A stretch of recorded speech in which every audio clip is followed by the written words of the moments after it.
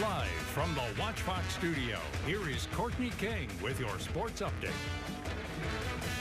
Well, this morning I want to share with you a really important story, a story about overcoming domestic violence. Olivia Hassler is a javelin thrower at USC.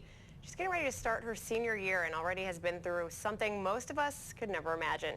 She told me one story can change the way people look at you, and now she hopes her story can change the way people look at athletes and domestic violence.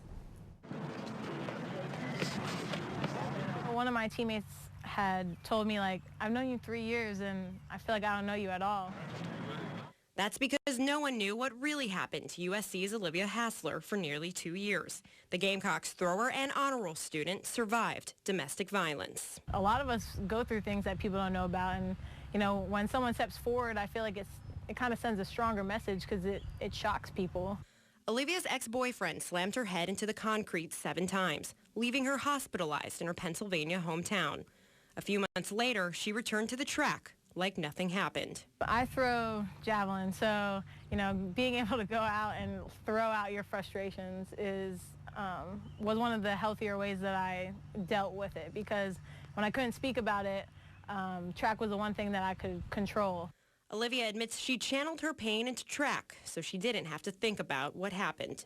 If anyone would look at me, they would think that I never went through anything. Like, you know, they think athletes don't really go through things. They think that you're just, you know, on the front of a newspaper, or you're just like, you know, bigger than life.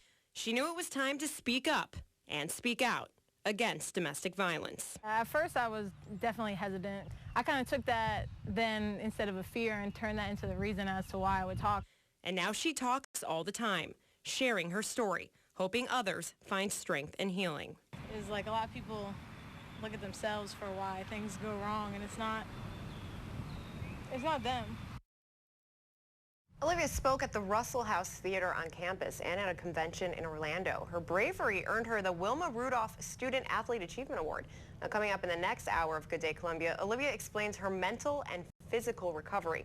The abuse left her with a traumatic brain injury. Now, guys, something important to talk about here. The victim blaming is something that has been a topic among domestic abuse, and a lot of times society paints a picture of what a victim should look like, or a survivor.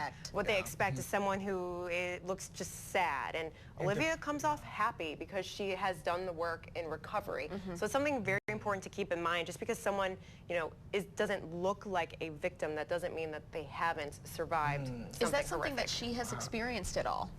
Yes, that's something we talked about, how she says, I think I used in one of the teases, she says, you know, athletes are seen as larger than life, so people didn't expect that. Right, because you think that an athlete is stronger, an athlete can handle pain, but she's handled this and she's recovered. And we've seen this year kind of has been almost a year of domestic violence awareness in some ways, especially in athletics.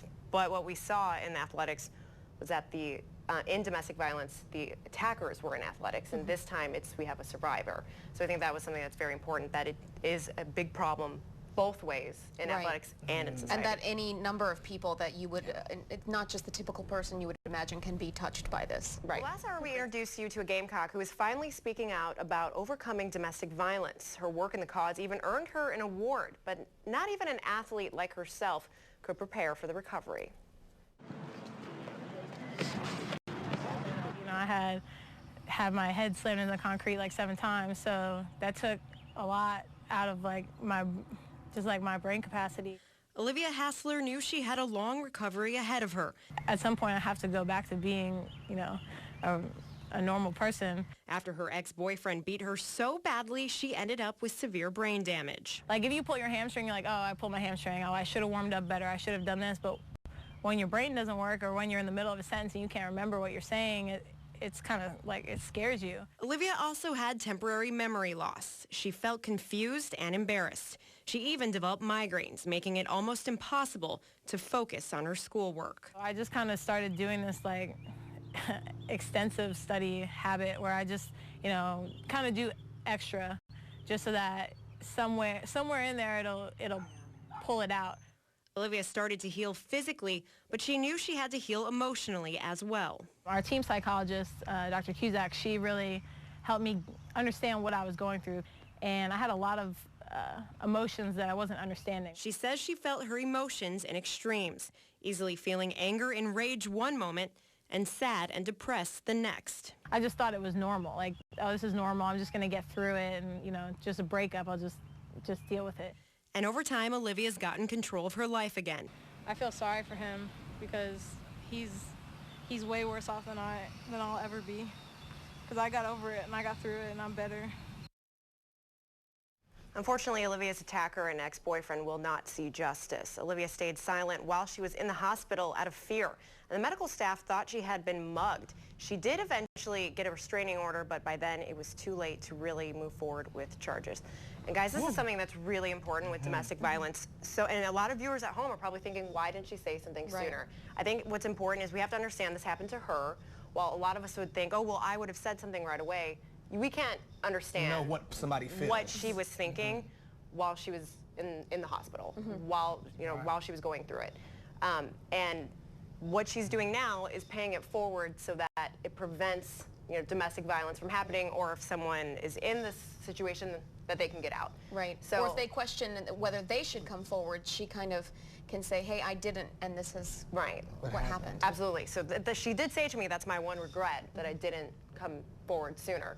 But, I mean, look what she's doing now. Yeah. So, and what an inspiration. I mean, like she said in the other stories, is you look at her as an athlete and you think, okay, they're kind of at a different level, but this really brings it down to a level that most people would never imagine experiencing. Right. I think a lot of people have this certain image of this is what victims look like. That's why Freddie and I were talking about survivors. Right. She is courageous. She is a survivor. Absolutely. It kind of changes the face of what people think domestic violence looks like. Great story. Thanks so much, Courtney.